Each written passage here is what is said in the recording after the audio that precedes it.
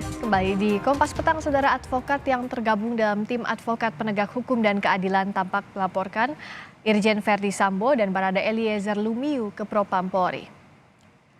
Kadif Propam Irjen Verdi Sambo dilaporkan oleh Tampak karena kejadian penembakan terjadi di rumah dinasnya. Tim advokat Tampak juga menuntut identitas Barada Eliezer Lumiu yang disebut terlibat saling tembak dengan Brigadir Yosua Huta Barat dibuka ke publik.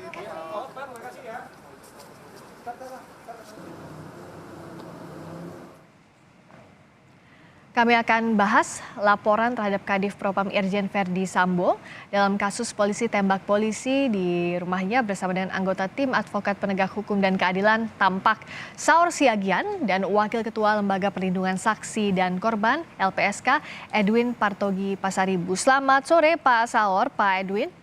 Sore Mbak Priska. Selamat sore Mbak.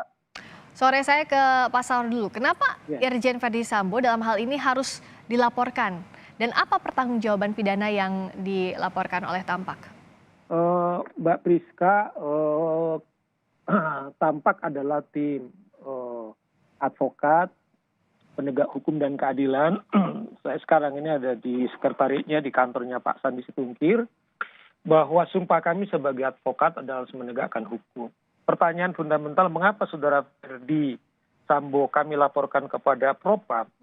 Terbunuhnya saudara Yosua Huta Barat itu TKP-nya itu di rumah dinasnya, yaitu saudara Verdi Sambo. Dan Mbak Priska tahu bahwa saudara almarhum yaitu saudara Yosua Huta Barat adalah ajudan daripada saudara Verdi Sambo. Oleh karena itu soal terbunuhnya saya kira beliau ini yang pertama kami pikir dari segi tindak perilaku yang pertama harus segera diselidiki oleh polisi adalah dua orang ini. Misalnya begini, kita sangat prihatin misalnya polisi telah merilis yang mengatakan bahwa peristiwa penembakan terjadi pada hari Jumat itu di mana saudara almarhum sedang melakukan pelecehan atau tindak pelecehan dan kemudian dia istri dari Verdi kemudian teriak dan dia kemudian menembak lebih dulu. Artinya adalah PKP peristiwa ini terjadi di rumah beliau. Dan yang berikutnya Mbak Priska, Propam adalah yaitu benteng terakhir daripada menjaga marwah, yaitu etika daripada polisi dan yaitu benteng terakhir untuk mencari keadilan. Disitulah terbunuhnya yaitu saudara Yosua Huta Barat. Nah, oleh karena itu yang pertama yang mestinya harus segera dilakukan sidang etik dan meminta supaya beliau diberhentikan. Contoh misalnya begini. Ketika kami melaporkan ke Kadif di mana saudara Verdi Sambo sebagai Kadif, kemudian kami tidak bisa diterima karena memang orang bilang jeruk makan jeruk masuk akal. Oke, tadi laporannya diterima atau tidak kalau dari Tampaknya tadi? Ya memang kami akhirnya diterima sekalipun sangat berjuang, kemudian bicara soal teknis, surat kuasa dan lain-lain. Saya bilang ini kami penegak hukum.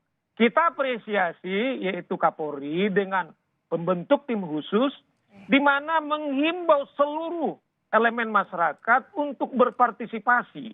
Tetapi setelah kami kemudian yakinkan, tidak ada alasan kemudian Propam tidak menerima.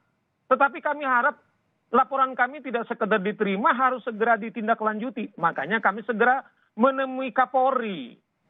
Karena apa? Setiap detik kemudian peristiwa ini tidak segera dituntaskan seperti janji daripada. Oke, sudah ditemui kah? Sudah bertemu dengan Pak Kapolri kah, Pak? Tetapi kami merasa sangat tidak sesuai janji daripada Kapolri, akan segera responsif untuk menanggapi aduan daripada masyarakat.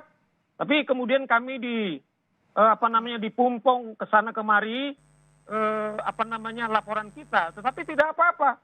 Tetapi kami himbau dari Kompas TV ini kepada Pak Kapolri, apa yang Bapak janjikan kepada tim khusus itu supaya responsif.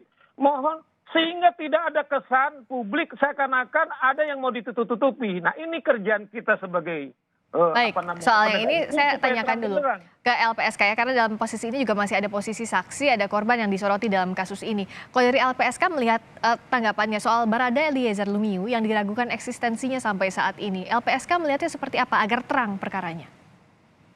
Bisa diulang Mbak Bisa? Ya, soal keberadaan Barada Eliezer Lumiu saat ini kan diragukan eksistensinya dari sejumlah pihak.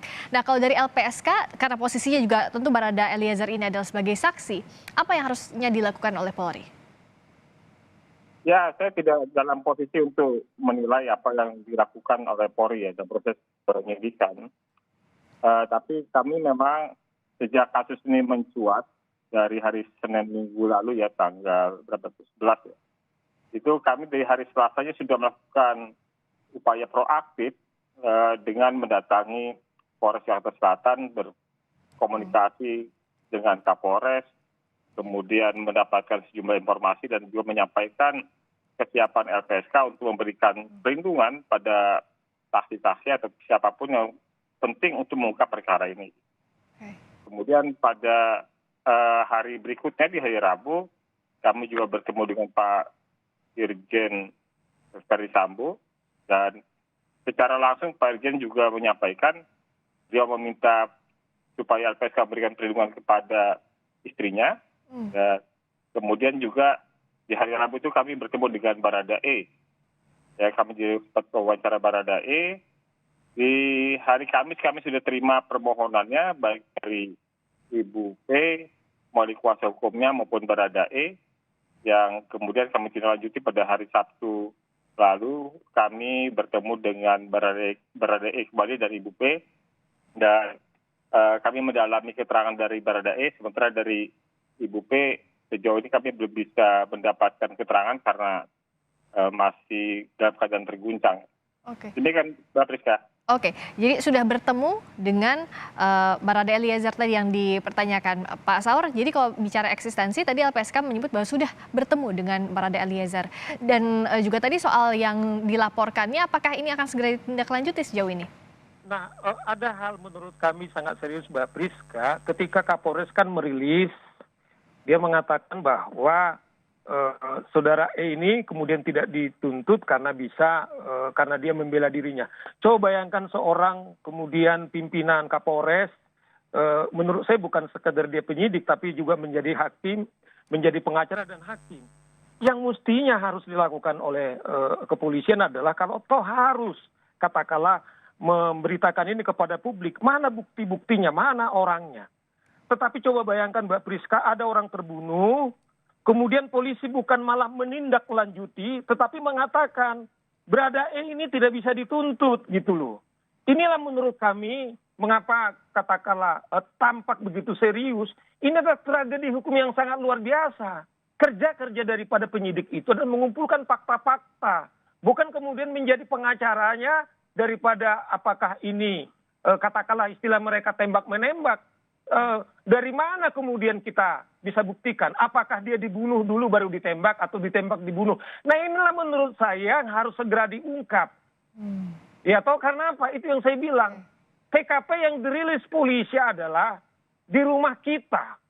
Di rumah dinas kepolisian. Ini kepolisian Republik Indonesia.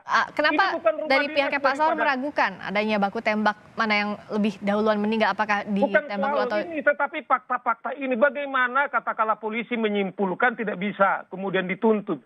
Dasar itulah makanya segera kami laporkan ke Propam ini diuji.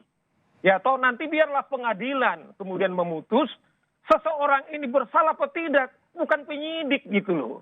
Nah oleh karena itu kita berharap apa visi daripada Pak Kapolri supaya segera ini terang benderang, tidak ada solidaritas korps, ini harus dikasih akses kepada masyarakat. Terlebih katakanlah segera dinonaktifkan dulu saudara Verdi Sambo sehingga publik leluasa. Jangan nanti terkesan kita korbankan lembaga kepolisian ini karena tindakan yang menurut saya sangat mengerikan. Bayangkan itu saya bilang. Oke, baik. Propam itu adalah tempat benteng terakhir marwah daripada polisi, tetapi disitulah terjadi pembunuhan ini. Nah, Oke, baik. Polisi harus segera mengungkap ini dengan baik, Nah, tidak bicara soal membela. pengungkapan ini kan LPSK juga tadi mengatakan sudah bertemu langsung dengan Barada Eliezer. Tentu kalau keterangan semuanya tidak mungkin dibuka ke publik, tapi setidaknya apa yang bisa berimplikasi memang membuat titik terang kasus ini dari keterangan Baradae ini? Kalau dari Pak Edwin, dari keterangan Baradae. Ya, kami bukan sebagai penyidik ya, dan kami juga tidak akan menyimpulkan apapun. Tentu, Kami tentu. dalam proses penerimaan permohonan ini, untuk kemudian diputuskan diterima atau ditolak, kami memeriksa beberapa elemen yang memang diwajibkan oleh undang-undang. Pertama, kami memeriksa sifat penting keterangan. Apakah pemohon ini memiliki sifat penting keterangan yang mengungkap suatu perkara? Ya tentu fakta-fakta yang disampaikan harus sesuatu yang memang sesungguhnya terjadi ya. Dan kemudian yang kami juga akan dalami adalah apakah para pemohon ini memiliki tingkat ancaman keselamatan jiwa. Yang lain juga akan kami dalami dari peristiwa pidana yang terjadi, apakah ada kondisi medis psikologis yang membutuhkan penanganan. Kalau ada, kami punya mekanisme untuk melakukan asesmen medis psikologis yang kemudian akan dirujuk untuk melakukan tindakan lanjutan untuk layanan perlindungannya. Termasuk juga kami mendalami soal track record atau background atau latar belakang dari pemohon. Ini kan Nah, potensi ancaman apa saja yang sejauh ini didalami oleh LPSK dari sisi tadi saksi maupun yang dianggap korban? Ya, kami masih dalam proses penelahan. Jadi mohon bersabar, kita juga memahami tuntutan publik untuk ini diproses secara cepat. Tapi kami juga harus tentu firm tentang apa yang terjadi untuk memutuskan apakah kami bisa menerima atau menolak permohonan ini.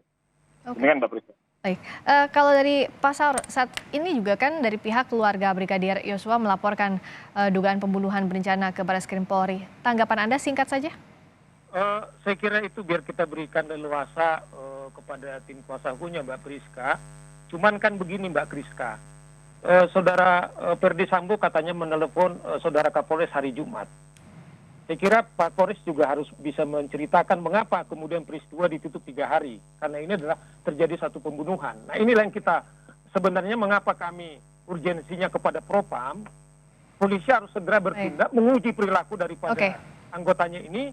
Sehingga apa harapan Pak Sigit supaya ini bisa terang benderang, supaya accountable dan profesional dengan presisinya. Tidak kemudian ada kita minta supaya jangan sampai ada kemudian menutupi. Ini seketinta Kapolres, saya pikir dia harus sebagai penegak hukum harus betul-betul crime